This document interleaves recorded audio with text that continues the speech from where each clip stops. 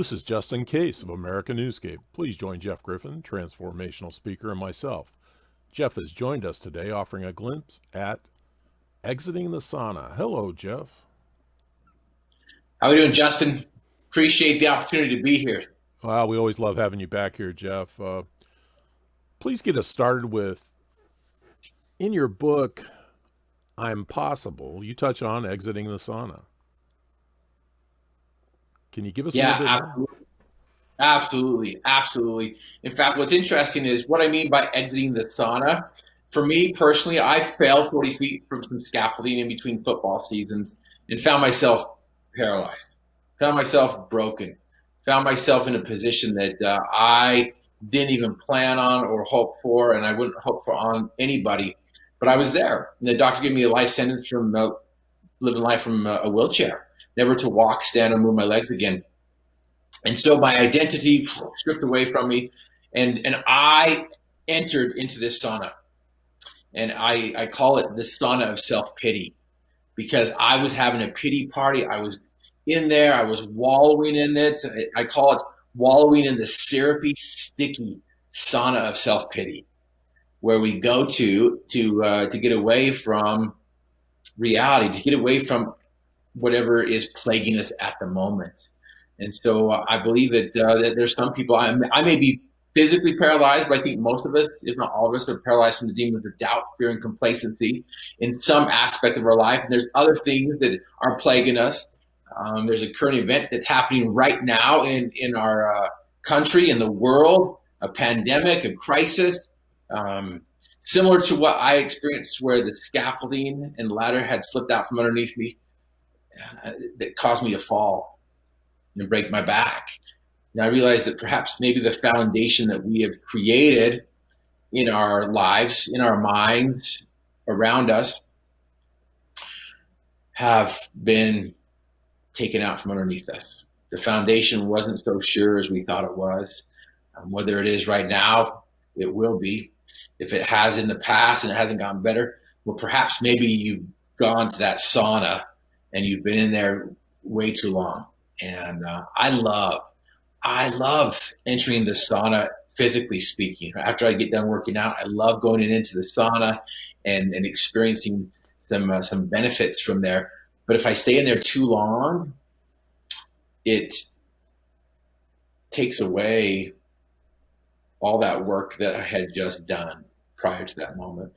You get pruny, your fingers get pruny, and anyway, things. If you stay in there too long, it is just counterproductive. And so right now, today, there might be an experience where you're faced with a difficult challenge or a major setback in your life. The foundation that you've created has slipped out from underneath you. You've fallen, and perhaps you are paralyzed with some of these demons, paralyzed with these doubts, paralyzed with these fears, and paralyzed with complacency.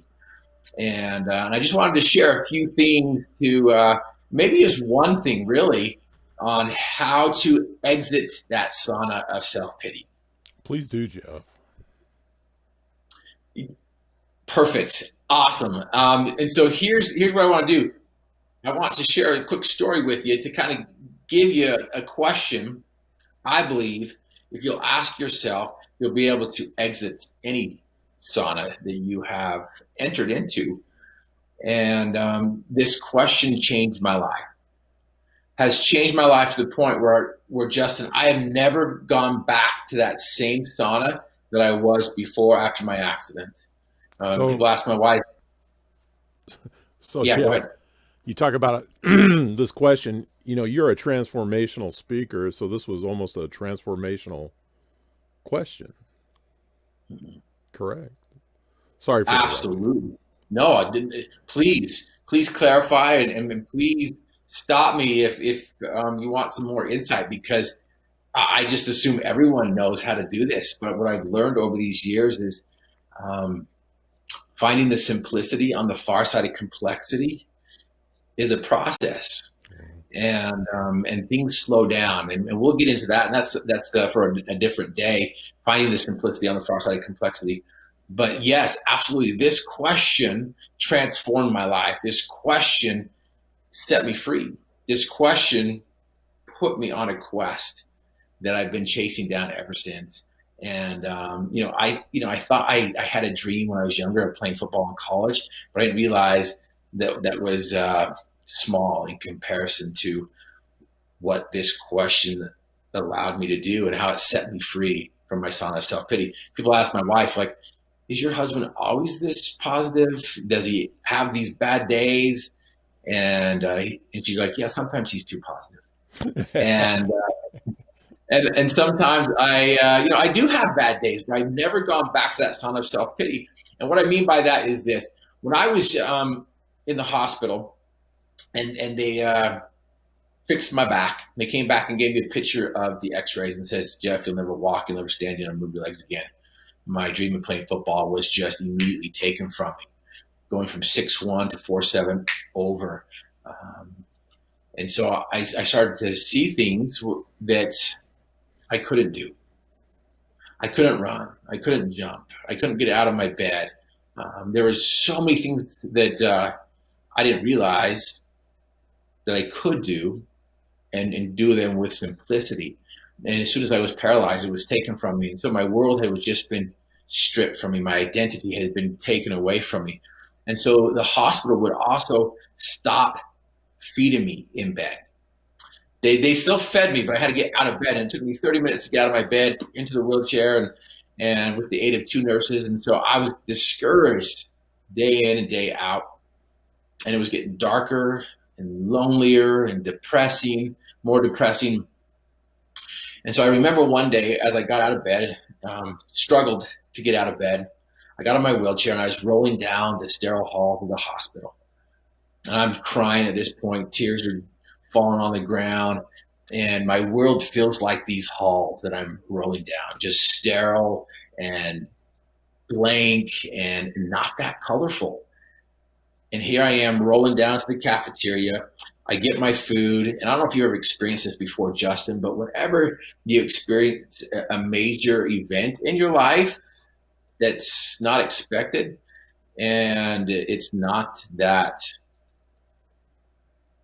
joyful, and I don't even know the words to describe it, but when you have a setback or a challenge or a difficult thing that you're experiencing, we kind of want to go back to what is familiar. And what's awesome as well about this human body of ours is, these triggers that come from nature. As soon as a difficult challenge or a setback happens, or there's something dreadful in our life, those things trigger to where we want to survive, where we want to, not just survive, but to protect ourselves. And then so we go back to something that's comfortable and familiar. And so I'm having all these things and I'm trying to figure this all out as a young man, and I'm getting my food. And I don't know if you've ever been hurt before, but you want to get away from the pain. And what's interesting is sometimes the person or the place or the thing that we got hurt from is the very thing that's going to help us. And we can get into that as well on another day as well. But I just want to finalize and get to this question.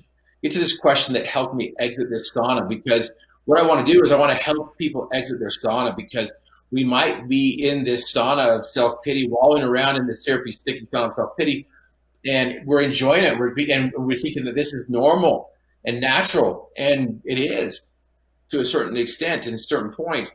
And it's our programming that's happening as well. And so here I am getting my food, and I just want to get away from everybody. So I get my food and I go roll to the corner of the cafeteria. I place my food down on the table. I don't want to be around anybody. And I sit down and I'm looking at my food. I'm flavoring the food with my tears. And there is, and I'm just having this pity party of all parties. And also this tray plops down in front of me. And I'm looking up and I'm about to tell this person, I had no idea who it was. I'm about to tell this person to get lost with words that I'm not going to use on this show right now. But I was just ticked off and I wanted to be alone. And I look up and He looks at me and I look at him. And before I could tell him to take a hike, he asked a question that changed my life forever. And the question that he asked me was, "Why are you crying, dude?" I'm like, "What?" And he's like, "Yeah, why are you crying, dude?" And in his slurred speech, I realized what he was asking me. He was asking me, "Why are you crying, dude?" Yeah. And all of a sudden, that question snapped me out of my pity party. And all of a sudden, things that I didn't see before were brought into my vision. I was able to see it. There was a guy down on the other side of the cafeteria who was paralyzed from the neck down. He had a halo on. They were screwed to his skull. He couldn't even move. He had to have somebody else feed him. And right next to him was another guy who was paralyzed from the neck down. And he had some movement to where he could move his arm barely, but he couldn't squish or use his fingers. And so they taped a fork to his hand, and he was trying to learn how to feed himself. And by the time he got the food to his mouth, it was all gone off his fork. And he was struggling doing that. And I'm looking around, I'm like, why am I having such a difficult, discouraging experience right now? Why am I so angry? And that question changed my trajectory, changed my life, changed the way I see things. In fact, the irony about this question was I came to learn who the person was across from me. And the person who asked me this question was a prisoner from the point of the mountain here in Utah that was lifting weights, had an aneurysm in his brain, was paralyzed from the right side, couldn't speak. And so he's at the hospital learning to rehab again. And as soon as I realized that here was a guy from the prison that set me free from my prison. Now that sauna is a prison. It was a prison for me. It's a prison for your listeners. It's a prison for other people. It keeps us disconnected from our positive future events. This sauna, this dread, this darkness, this syrupy, sticky sauna of self-pity disconnects us from our future. Now, I wanted to be a football player. That was my future. And this 40-foot fall caused that to be stripped away from me. And I couldn't see anything else, Justin, because I was stuck in this sauna to where all I could see was what I couldn't do. And this question of, "Why are you crying, dude?" snapped me out of that pity party and helped me reconnect to the possibilities, to the things that I can do instead of what I can't do. And so this question, "Why are you crying, dude?" Wow. Simply take a look at what you can do instead of what you can't do. And so again, the question I ask your listeners is, why are you crying, dude? There's so many things that we can do. I'm so excited about the future. It is looking so bright for all of us. And what we need to do here is we just need to reconnect. We need to reconnect to our dreams and desires. And I'm excited to share a few things if I'm able to come back again to about and discuss how we can continue to connect with our future, those possibilities, and to continue to increase our P-squared mindset, the possibility principle. Wow. You know, Jeff, there is a beauty to your relativity of perspective. I mean, how you've perceived that perspective and how you put it to us, it really puts us where we need to be. I want you to promise to come back, and I invite the listeners to stay with you. I invite them to check out the links and learn more about you. There's an offer to text for additional information, and I invite everybody to do that. So, Jeff, thank you. This has been Justin Case and Jeff Griffin sharing a glimpse into some remarkable possibilities. Thanks for joining us. Please remember, additional information and links are provided in the videos Read More, and to support humanity everywhere at every chance. Plus, please consider subscribing to this channel. Thank you, Jeff. Thank you, Justin.